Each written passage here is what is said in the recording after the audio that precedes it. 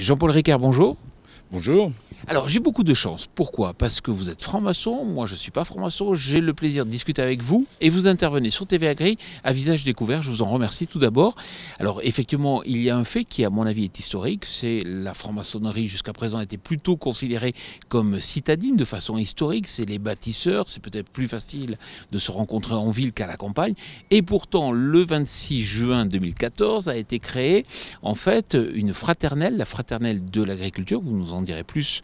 Et s'est déroulé donc ce premier conseil d'administration donc le jeudi 26 juin. Pourquoi avoir créé une fraternelle de l'agriculture?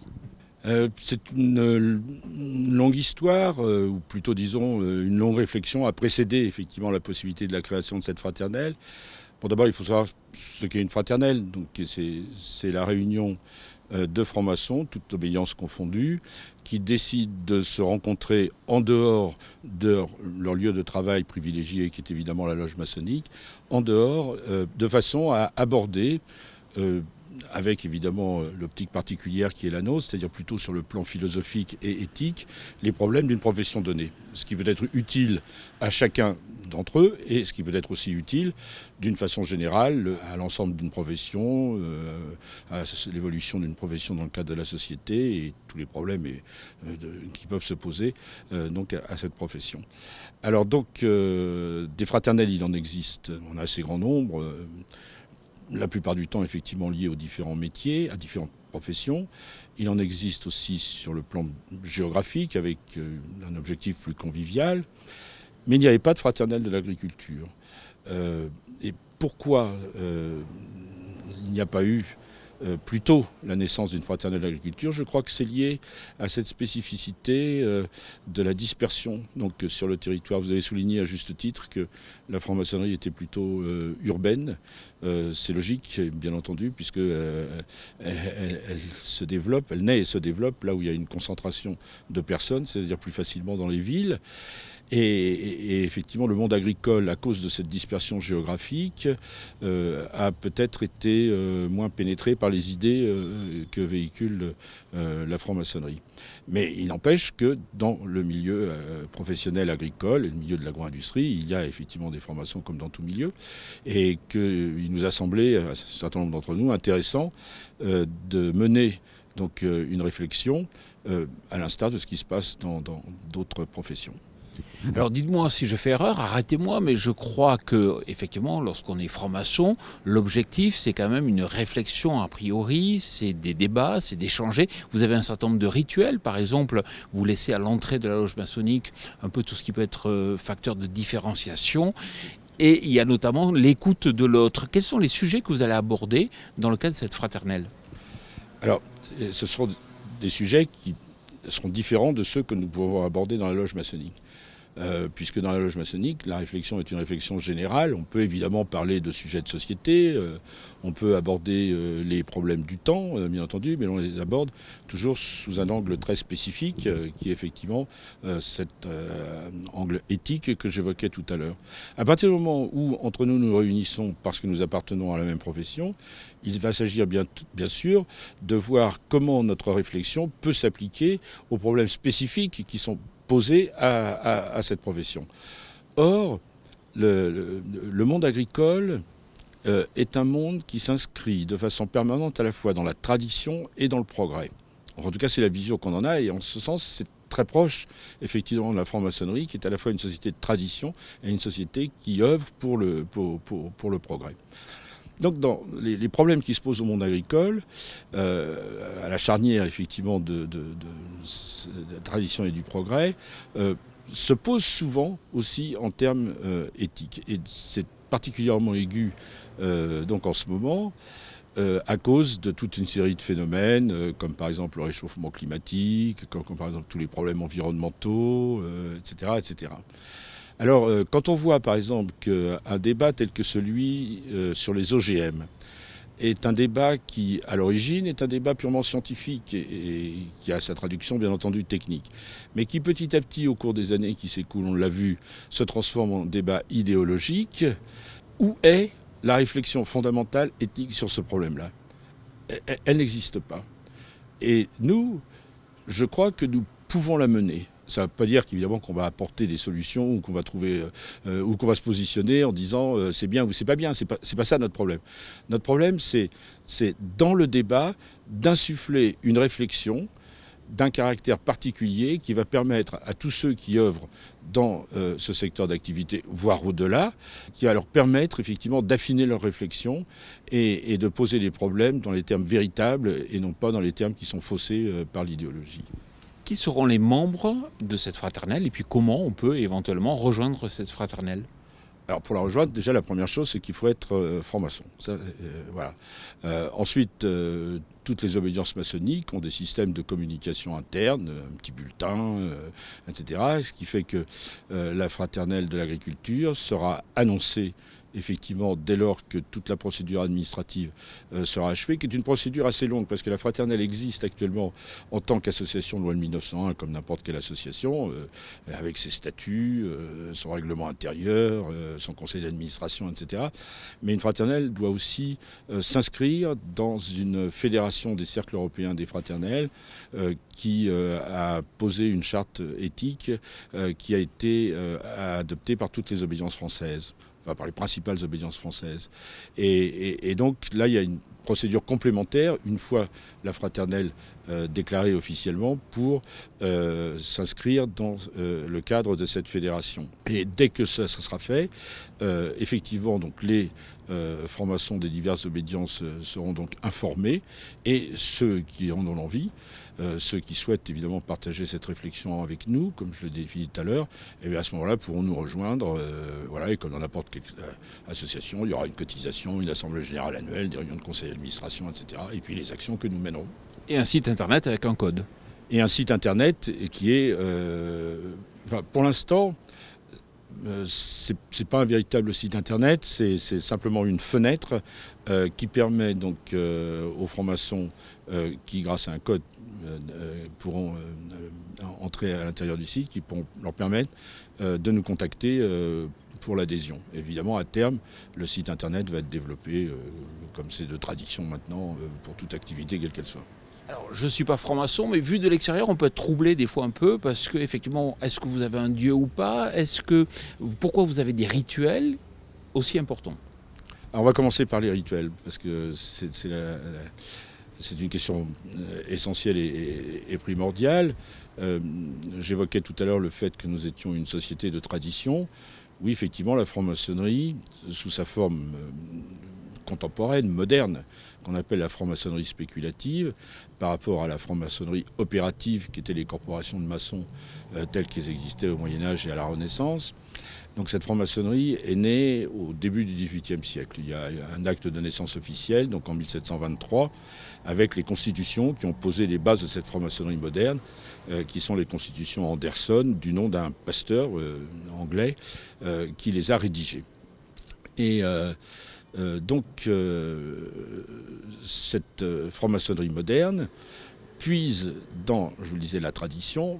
En fait, si on regarde bien, ces traditions, il y en a plusieurs. Il y a donc une espèce de synthèse qui a été faite donc, au début du XVIIIe siècle.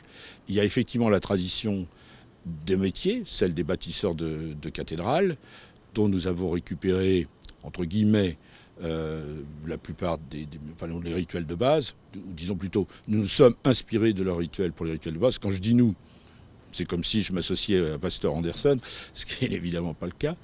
Donc il y a premièrement cette tradition opérative qui est une tradition de métier. Il y a deuxièmement une tradition chevaleresque, c'est une tradition symbolique. On a souvent associé les Templiers et les francs-maçons. Il n'y a pas de lien historique, ou s'il en existe, ils ne sont pas connus. Et si jamais il y en avait, je pense qu'il serait extrêmement ténu. Mais intellectuellement, il y avait dans la démarche chevaleresque, indépendamment des problèmes spécifiques liés à l'histoire, des types de comportements dont on peut s'inspirer. C'est pas pour rien que le mot chevaleresque signifie ce qu'il signifie dans le langage courant. Ensuite, il y a une autre tradition qui est une tradition, j'allais dire, scientifique, mais pas au sens du savant, qui travaille, mais au sens de celui qui réfléchit. Il y a un ésotérisme de la science, comme il y a un ésotérisme des religions, des philosophes, etc. Et cette tradition, c'est la tradition alchimique, parce que les alchimistes avaient une vision de la science qui passait par la construction d'un système symbolique. Voilà. Et puis il y a une dernière tradition, une quatrième, qui n'en est pas une vraiment, qui est un esprit, c'est l'esprit du siècle des Lumières. Et en fait, c'est tout ça qui a inspiré la maçonnerie. Mais vous voyez l'importance des rituels avec la tradition impérative, la tradition chevaleresque et la tradition alchimique. Donc ça, ces rituels, nous les avons conservés. Pourquoi ? Parce qu'ils ont une fonction. Et cette fonction, c'est celle qui consiste à faire en sorte que lorsque nous sommes à l'intérieur de la loge maçonnique, nous sommes en quelque sorte reconditionnés. C'est-à-dire que le rituel a pour objectif de nous débarrasser de nos conditionnements et de nos préjugés pour que nous nous présentions un peu comme des hommes neufs, c'est très prétentieux, mais voilà, et que nous puissions donc être accessibles à de nouvelles formes de connaissances, soit par notre propre réflexion, soit avec l'aide de la réflexion de nos frères, puisque notre travail essentiel consiste à écouter quelqu'un et à lui poser des questions, etc. Et ça a un rythme qui est assez effréné, parce que c'est 2 fois par mois en général. Donc quand on met ça sur toute une vie, ça fait beaucoup de réunions. Pour vous donner juste un exemple sur les rituels, un exemple très très simple. Vous aurez remarqué quand vous allez au théâtre que dans la salle, les lumières sont allumées et tout le monde bavarde. Il y a même des gens qui se retournent, il y en a qui toussent, etc. Enfin, il y en a qui se grattent, il y en a qui lisent leur journal, etc. Et puis tout d'un coup, il y a les coups qui sont portés pour annoncer donc l'ouverture et qui se terminent par les fameux 3 coups. Et en même temps, la lumière s'éteint. Alors les 3 coups et l'extinction de la lumière, c'est un rituel. Et qu'est-ce qui se passe ? Immédiatement, les gens se mettent en position de réception de la pièce qu'ils vont voir, le rideau s'ouvre, ça fait aussi partie du rituel, le silence se fait immédiatement, l'écoute devient très attentive. Ben voilà, si vous voulez, ce genre de phénomène auquel un rituel contribue. Voilà. Donc, c'est pour ça qu'on a besoin des rituels. Alors, écoute attentive, puisqu'on ne se coupe d'ailleurs jamais la parole, je crois, lors de ces débats. Et concernant Dieu, vous avez un Dieu ou pas ? La notion de Dieu s'est posée dès les constitutions d'Anderson de 1723. Anderson était un Anglais, donc dans un monde anglican, et non pas dans le monde catholique. Alors, c'est une chose qui est assez importante, parce que s'est développée effectivement donc en Angleterre une conception de Dieu qui est assez éloignée, enfin qui est un peu éloignée quand même de notre tradition catholique. Et Anderson, qui avait très bien pigé ça, a dit, j'essaie de citer de mémoire, si des francs-maçons m'écoutent, je m'excuse auprès d'eux, il dit que le franc-maçon ne doit pas être un athée stupide ni un libertin irreligieux, et qu'il lui suffit, il ne dit pas ça, mais enfin, comment ça veut dire, en fait, de croire en cette religion universelle qui dit que tous les hommes sont frères. Donc cette idée de religion universelle est l'idée qu'il existe des lois universelles qui doivent déterminer les principes moraux qui font que nous pouvons vivre en tant qu'êtres humains dans le cadre d'une société. Et ça, c'était une conception qui était bien entendu très proche de celle des philosophes du siècle des Lumières. Et il y avait un mouvement équivalent, bien entendu, donc en Grande-Bretagne. Newton parlait, je crois que c'est Newton qui parlait de grand horloger de la nature. Voltaire avait une formule donc assez semblable. Et les francs-maçons ont adopté la formule du grand architecte de l'univers. Et cette formule du grand architecte de l'univers, c'est une formule qui peut effectivement être considérée comme le dieu des religions par ceux qui sont les adeptes d'une religion, mais qui s'exprime non pas en tant que Dieu, mais en tant que principe créateur ou ordonnateur selon le cas, qui fait que des lois naturelles ou morales s'imposent à nous. Et il se trouve que dans le grand débat qui a agité le XIXe siècle, monarchie, république, État religieux ou État laïque, les francs-maçons ont pris avec une certaine majorité, position pour la République contre la monarchie et pour la laïcité contre l'État religieux. Ce qui fait que ça a créé deux courants. Un courant assez fortement représenté qui n'a pas voulu conserver le concept de grand architecte de l'univers parce que justement il pouvait être assimilé par certains donc à Dieu et qui l'a supprimé de ses rituels, et un autre courant qui l'a conservé en renforçant sa valeur symbolique et par là même donc sa valeur universelle. C'est les deux grandes obédiences en fait, avec d'un côté le Grand Orient et de l'autre côté la Grande Loge. Voilà, il y a d'autres obédiences effectivement, donc elles sont nombreuses, mais effectivement encore que c'est surtout un problème de rite, quoi. Donc ça s'est traduit par des rites différents, le rite français étant effectivement donc beaucoup plus développé donc au sein du Grand Orient de France. Dans l'absolu, on peut être catholique ou musulman et aussi appartenir à une loge maçonnique? Bien sûr, oui, bien sûr, on peut être religieux ou pas, voilà, à condition de ne pas être un athée stupide ni un libertin irreligieux. Comprendre libertin au sens donc du XVIIIe siècle, c'est-à-dire dépourvu de morale. Alors, on revient à la fraternelle. Concrètement, vous espérez avoir combien d'adhérents, enfin je ne sais pas comment vous appelez, dans le cadre de cette association?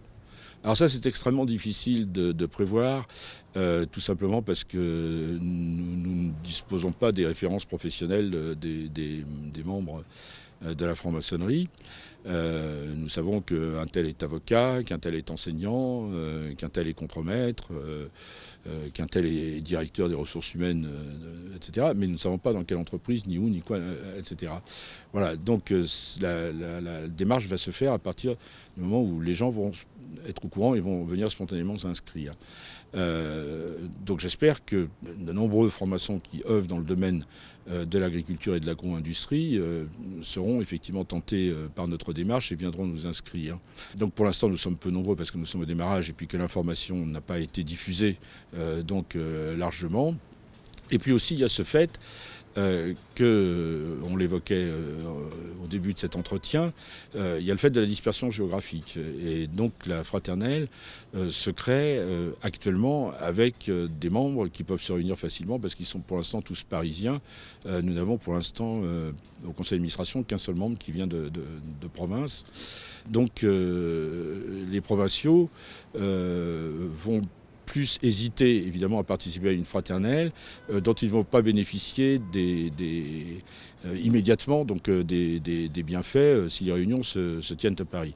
Donc nous avons le projet, au fur et à mesure de notre développement, de nous déplacer en province à l'occasion des grands événements agricoles, je pense au SPACE, à la foire de Châlons, des choses comme ça, et de profiter de ces manifestations qui recueillent beaucoup de professionnels pour effectivement réunir les professionnels maçons qui seront inscrits à la fraternelle, voire de créer des antennes effectivement donc provinciales. Alors potentiellement, bon, la petite analyse succincte qu'on a faite nous permet de donner un chiffre d'environ 2000. Dans la réalité, je suis incapable de dire combien la fraternelle... on ne s'est pas fixé un objectif de chiffre, si vous voulez, pour l'instant. Voilà, ce qu'on sait simplement, c'est qu'on a ce potentiel. Toute dernière question, vous savez que quand on pense franc-maçonnerie, on pense réseau d'influence. Est-ce qu'aujourd'hui, devenir franc-maçon, c'est aussi une façon d'agrandir son réseau, de pouvoir rencontrer des gens influents?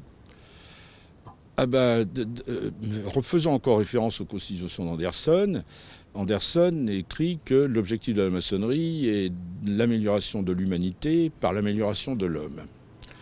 Bon, ça paraît extrêmement ambitieux et extrêmement prétentieux. Mais c'est une conviction. Et ce qui est intéressant pour chaque franc-maçon, c'est que, puisque ça comporte le volet amélioration de l'homme, c'est vrai que ça comporte notre propre amélioration. On ne peut pas ne pas s'améliorer quand de façon régulière on est en permanence au contact de gens extrêmement différents et qu'on est d'accord pour ouvrir ensemble un dialogue fructueux. Donc il y a effectivement cette notion. Alors maintenant, comment ça va se traduire pour effectivement l'amélioration de l'humanité? Alors ça, c'est une autre paire de manches. Bon. Il est clair que le fait de créer une fraternelle de l'agriculture et de réunir effectivement les professionnels pour discuter dans les conditions que j'ai expliquées tout à l'heure, c'est effectivement avec l'espoir que ça va avoir une influence positive, bien entendu. Alors maintenant, si on considère votre question sous l'angle du réseau où l'interconnexion des membres permet d'obtenir un certain nombre d'avantages, etc., là, ça se passera comme ça a pu se passer ailleurs, où on se plantera parce qu'on n'est pas bon pour ça, quoi.